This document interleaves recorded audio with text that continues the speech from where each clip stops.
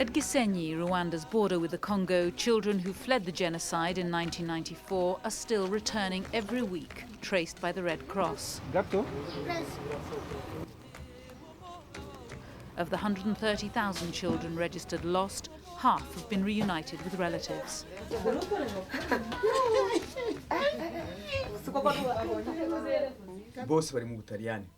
But some children have never returned. Gloria, the baby on the right, is now aged 9 and she lives in Italy, where last year she was adopted. Her father, Bonaventure, has been asking for her return for 5 years. I want my child back. No one has a right to take my child. I'm getting old. I might die. If she stays in Italy, she will never know her brothers and sisters. Gloria had been put in an orphanage as a baby when her mother died, as her father was unable to feed her. When the killing started, the orphanage was evacuated and the babies were taken to Italy. Bonaventure wants Gloria back, but not to live here at home with him. The government will look after her and pay for her school. I am poor. I cannot afford to look after her. His eldest daughter, Scola, told me if she were living in Italy, eating well, attending school, she wouldn't come back. Bonaventure has 2 more children living elsewhere. Last Christmas, he and his new wife buried another baby. In this area of Rwanda, poverty is a killer. Innocent Rugomoka is another whose daughter was adopted in Italy without him even being consulted. He has 7 children, and again he's too poor to keep her, but he says he's still her father. If we give a child to someone, at least you talk to that family, and she keeps coming to visit. If the family came and promised that she would come back after her studies, then I wouldn't mind. The Rwandans are now preparing a legal case. Ile-de-France Nkusi, a government official, has been collecting evidence that relatives were seeking the children and sending letters asking for their return as far back as 1995. This one from Bonaventure. I choose that you send me back my child. For Rwanda, this is now political. Its people have struggled to recover from the trauma of genocide, and their efforts to restore normality here have, according to the government, been treated with contempt and arrogance. We do not regard the adoptions by strangers without regard to statutory provisions in this country as legal. In fact, we would consider that the children have been kidnapped. So from your point of view, they're Rwanda's stolen children? They are abducted children, in my view. But with bad intent or with good intent? Do you think the people who did it meant well? In good faith, but with misconceived ideas as to what is in the best interest of the children and the respective rights of the people of Rwanda and the relatives of the children. So what have they said that is arrogant? Like the attitude that Rwanda is a poor country. But it is a poor country, that's true. It is a poor country.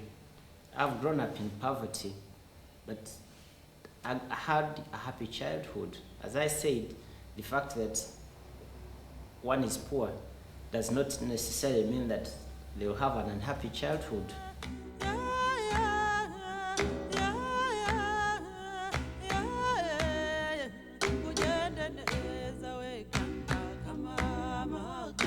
These are the Rwandan babies videoed soon after they arrived in Italy in 1994.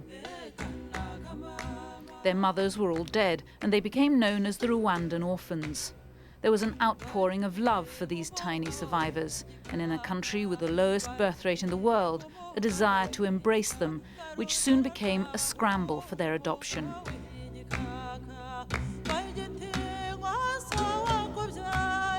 They were brought here to Castenedolo, a suburb of Brescia, where most of them live today. But their new parents have always refused to discuss the claims of their Rwandan birth parents or of the Rwandan government.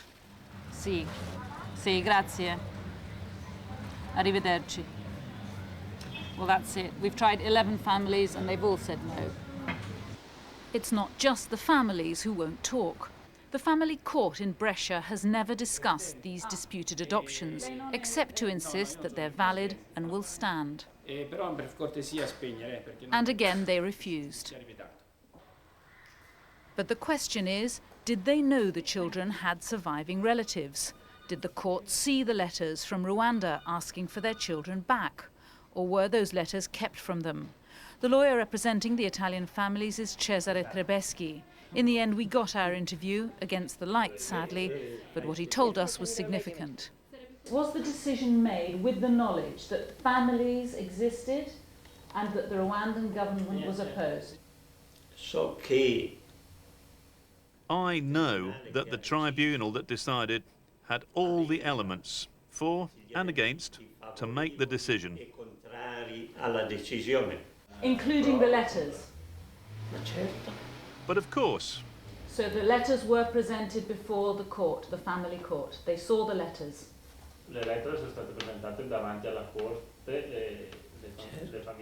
Of course. And they also knew that the Rwandan government was opposed to the adoption. E loro sapevano anche che il governo ruandese si opponeva alle adozioni.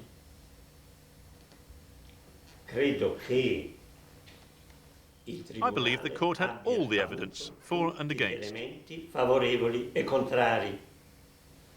And they still agreed the adoptions. E loro, nonostante questo, sono stati d'accordo sulle adozioni. This is in the facts. Yes? Yes. What's become clear here in Castanedolo from a variety of sources who say they're too frightened to be identified is that from 1994 onwards, when the children were barely 3 years old, both their surviving relatives and the Rwandan government were asking for their return. Nevertheless, they were fostered out to families, and last year the adoptions went ahead, and that's a clear breach of the Hague Convention on Inter-Country Adoptions. Article 4 of the Convention says adoptions can only take place if the persons, institutions and authorities in the country of origin have given their consent freely, in the required legal form, and have been counselled and informed of the effects. The Italians are signatories, the Rwandans are not, but the principles of the Hague Convention have become the international standard. Here too, the issue is now political, but despite the Rwandan president's visit here to Rome last November, nothing has moved. The Italians have refused to overrule the courts, and so far, none of the Rwandan concerns have been addressed. But for the first time, the Italian government has agreed to be interviewed. I should say to you what the Attorney General, Gerard Gahima, said to us in Rwanda last week, that the Italians have kidnapped these children. Ma non c'è stata un rapimento di questi bambini. There's been no kidnapping of children here. These children were welcomed to our country at a very dramatic time. Un momento drammatico. Noi abbiamo due percorsi paralleli. There are two ways forward. Il primo è quello di un dialogo politico. Political dialogue between the two countries, positively carried out and with mutual respect. The second is legal, to be dealt with by Italian and Rwandan judges. If they can't agree, we take it to the international authorities. So these children might go back? I believe they could. Children who've lived here all their lives, how will that go down in Brescia and in Castanedolo? It's not important what Brescia thinks, even less what I think. But do you think the children, there is a strong chance these children may go back? In principle, yes. Absolutely. We do not rule out the possibility of adoption of some of these children by people in the West. But let that be done in the context of the law. Let those who are interested in adopting these children come and make applications to our courts and to our social services departments for the legal adoption of these children in the manner provided for by the law.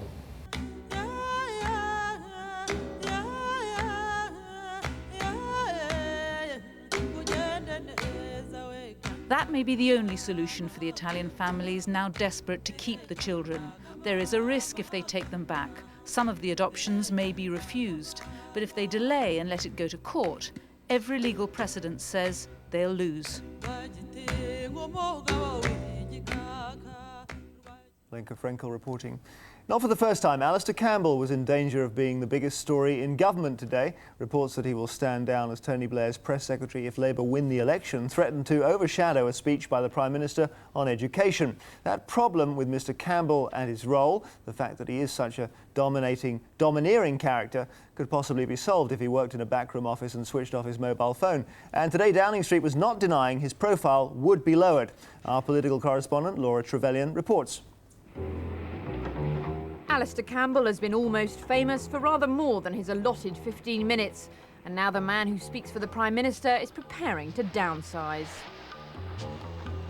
Alistair Campbell would doubtless claim to be less interested by his own appearance on the front pages than by the news that the bitter rivals of his beloved Burnley Football Club were defeated last night. Downing Street are already dismissing this as just a process story.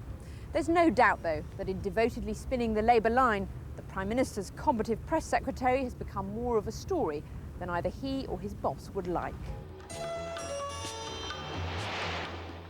I've always watched him closely. He sits in the press gallery, Prime Minister's questions, looking down on Tony Blair and having the odd squint at us writers.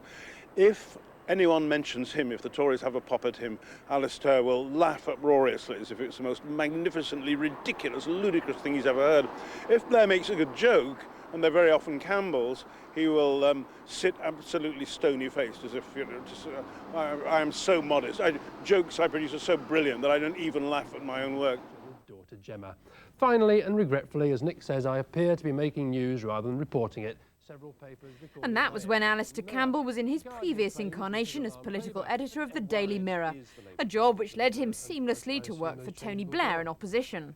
Do you regard yourself as one of the men in the dark that Blair Short is talking about? I don't know.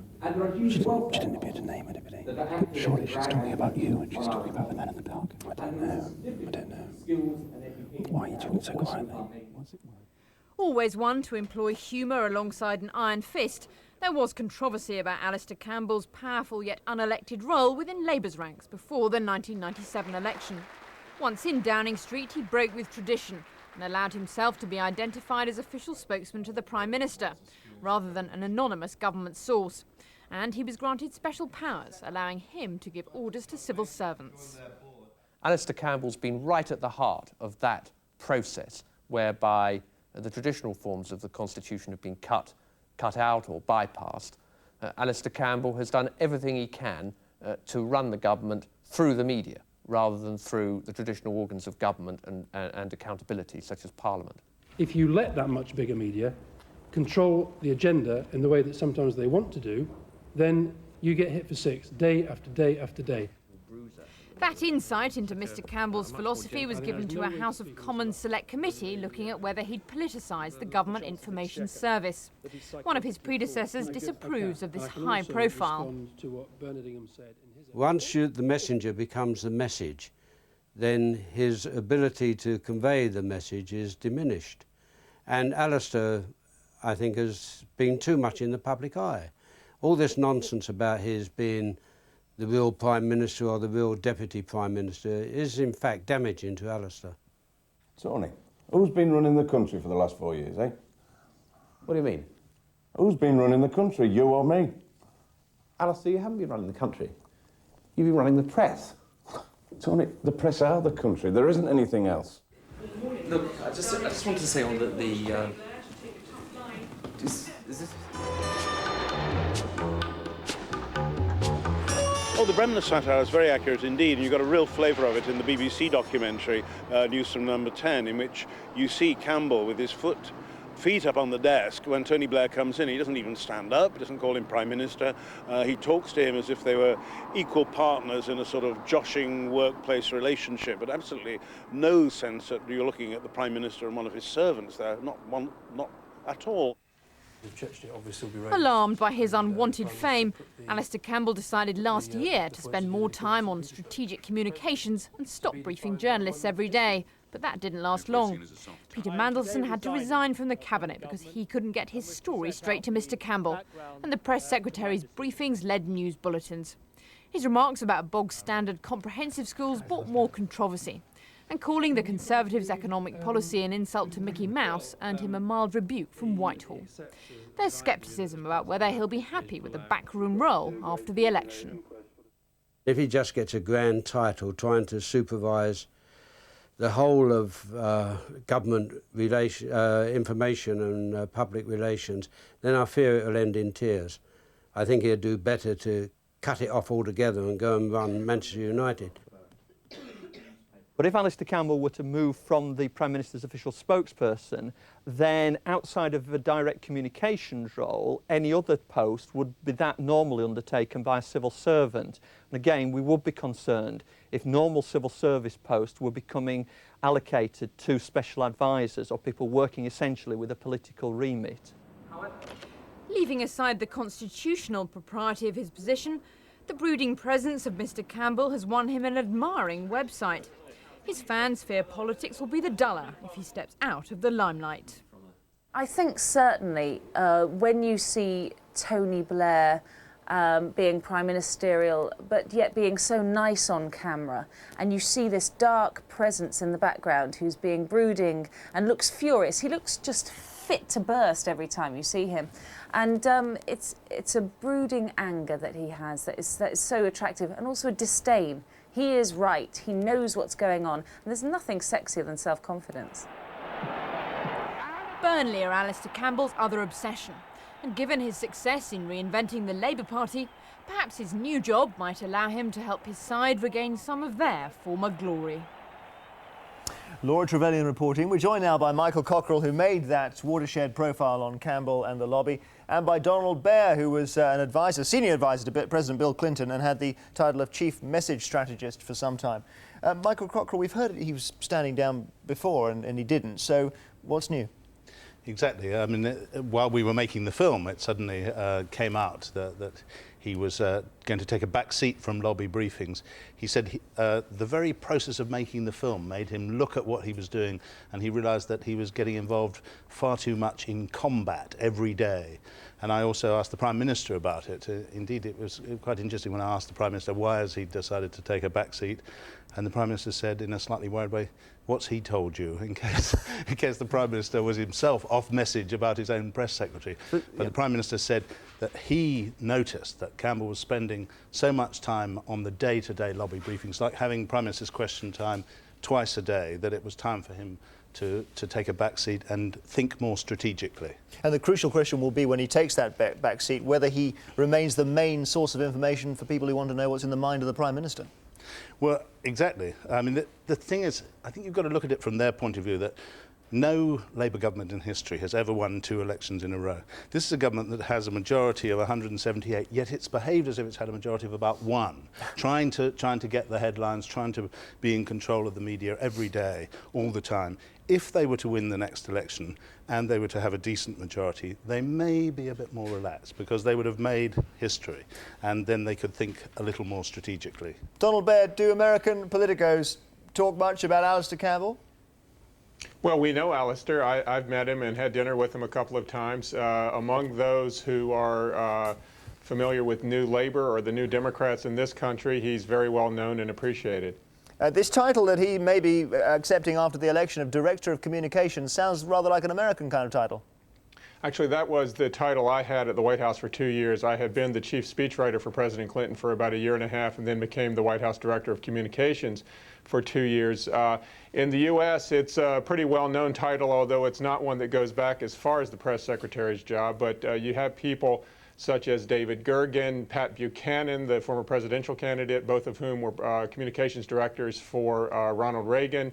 Actually, George Stephanopoulos held the title of communications director for Bill Clinton during the first year of our presidency. So it's a more well-known title over here. It's important, I think, to point out, you keep talking about it as being a backseat job. And in fact, it's not that. It's a job that's not on the front lines of the firing line every day with regard to dealing with the tactical considerations of the press, But typically, if it's done right, it's a job in which the person is looking forward a week, a month, even a year to what the message requirements are going to be for the administration or for the government, and then working backward how you're going to achieve those using all of the different means of communicating with the public, whether that's dealing with the press, which is only one of the means, or speeches, or any number of other ways that you might speak to the public. Okay. Now, Michael Cockrell, do you think that that would suit Alistair Campbell? I think if you're a journalist, you like either getting your stories in the headlines or making the headlines yourself. It's a very potent drug. On the other hand, there's another very potent drug that Alistair Campbell is on. He's always been close to people with power, like Robert Maxwell or Neil Kinnock. He was going to be Neil Kinnock's press secretary. He's very close to the Prime Minister. So the idea of actually looking slightly more long-term, he always says, you guys are so obsessed with the froth and the daily spin of what's going on. You don't look at the big picture. You don't try and tell the narrative of what this government is doing. So if instead of being obsessed by the grid, which is a weekly grid, he got obsessed by a monthly grid or even a 6-monthly grid and looked at the elephant trap 6 months down the road, this might be a good idea.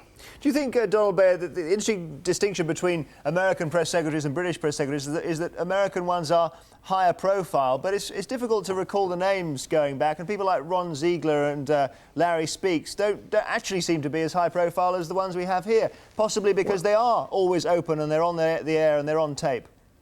Actually, they tend to be more high profile here than, say, the communications director's job, because let's face it, the press covers what's right in front of them on a daily basis, and it's the press secretary whose job it is to herd those cats every day, every hour. So Mike McCurry, for instance, during the Clinton administration, someone with a high profile. In the Reagan administration, sure, Larry Speakes. You have any number of people who are known as the press secretary, and typically that person will have a much higher name recognition factor than anyone in the communications director's role. So you don't buy the idea that by saying it's all off the record, you actually increase your profile? No, you don't, actually. And in fact, if you've got the right division of responsibilities, your press secretary and his apparatus is actually that which is dealing with the press. Your communications director is not trying to run around or end run anything that's going on with the press secretary. He's trying to coordinate, if you will, the different means by which you will communicate with the public. And also, I might add, dealing with other agencies and departments of the government, not to control information, but frankly to take advantage of what's going on across the government. It's slightly different over here, but we would look at, for instance, what kind of initiatives we had in the Department of Education and do our best to take advantage of those. And Michael Cockrell, very briefly, the effect on Mr. Blair if Alistair Campbell does move back? Tony Blair needs a friend like Alistair Campbell who can say, Prime Minister, that's rubbish, although he often uses rather stronger language than that. A Prime Minister needs that. They're surrounded by sycophants and courtiers. Someone who is almost his social equal who can say that is a very important thing for a Prime Minister, especially as, for the moment, he's lost his friend Peter Mandelson. Michael Cockrell, Donald Baird, thank you both very much indeed.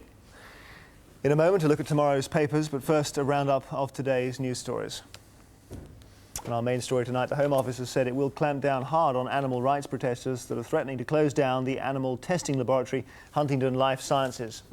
The crew of the American spy plane held in China for 12 days arrived in Hawaii on the latest leg of the journey home. The United States says its surveillance flights off the coast of China will continue despite the release of its captured crew. Led by the pilot Shane Osborne, who's being hailed as a hero, the 21 men and 3 women were greeted with cheers and a brass band as they stepped onto US soil. They will remain on the island for 2 days of intensive military debriefing before finally heading home.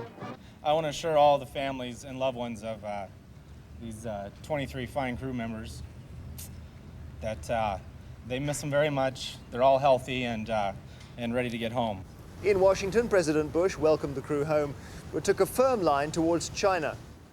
Both the United States and China must make a determined choice to have a productive relationship.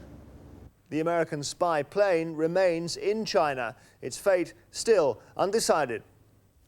The U.S. city of Cincinnati has declared a state of emergency after 3 days of rioting. The violence started after police shot an unarmed black teenager at the weekend. Police used rubber bullets to disperse gangs of youths after buildings were set on fire and shops were looted. The town's mayor imposed a dusk to dawn curfew in an attempt to stem a rising tide of violence. The editor of the Sunday Mirror, Colin Myler, has resigned following an article in his paper which led to the collapse of the trial against two Leeds footballers, Lee Bowyer and Jonathan Woodgate. On Monday, a Hull Crown Court judge dismissed the jury after a trial estimated to cost about £8 million. Myler and the Mirror face possible proceedings for contempt of court. Tony Blair, speaking at the annual conference of the Association of Teachers and Lecturers, said his long-term objective was to ensure state schools are as well funded as private schools. The teachers were disappointed that he refused to disown his press secretary's remarks about bog-standard comprehensives. The couple who tried to adopt twins on the internet have given up their fight to keep the babies. The High Court ruled earlier this week that the girls should be sent back to America. Judith and Alan Kilshaw have decided not to appeal against that decision. And the markets, the FT 100 share index was down, while in New York the Dow Jones closed up strongly. Against the pound, the euro was down slightly, and against the dollar, sterling was up. And now a quick look at tomorrow morning's front pages. First of all, the Daily Mail, which I hope you can see there. Portrait of an Easter lamb, Good Friday 2001. A newborn lamb slumps in a quagmire. It says, heartbreaking symbol of the blight on our countryside.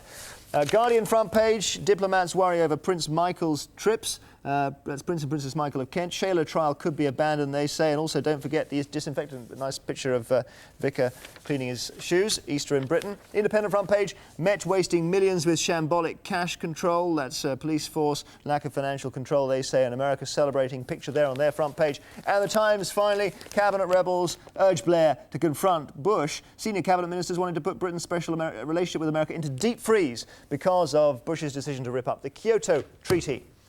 That's all from Newsnight tonight, but if you want more, there's news coverage around the clock on BBC News 24. Jeremy Paxman will be back on Tuesday. But until then, from me and from all the team, have a really good Easter.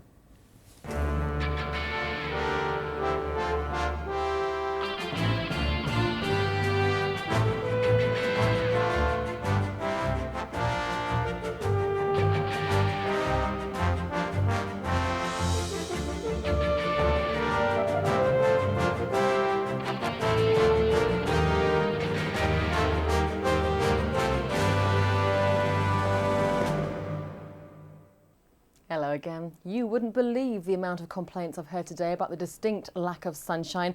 We're obviously all just in the wrong place because Kinloss had a gorgeous day with just over 10 hours of sunshine. It wasn't necessarily warm here though. In fact, it was distinctly cool due to a northerly wind which we keep through Good Friday. That wind turned southwesterly, then westerly for a slightly milder day on Saturday. But on Easter Sunday and Monday it turns back northerly, really bringing down the temperatures, so quite a chill in the air towards the end of the weekend. And a fair few showers as well, but some sunshine in between. Some wintry showers over the higher ground of Scotland. I think the best day this weekend is going to be tomorrow on Good Friday, mainly dry with some sunshine for many of us. A lot of cloud around at the moment, some light spots of rain and drizzle in the south. We are seeing some clearer air already coming in towards the far north of Scotland.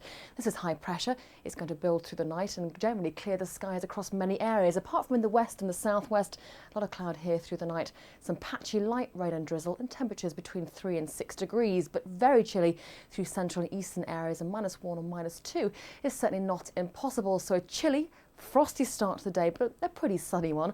Out towards the southwest though, patchy light rain and drizzle first thing, but generally improving as that cloud thins and breaks by afternoon. Just a little more rain into the northwest of Scotland later on through the day.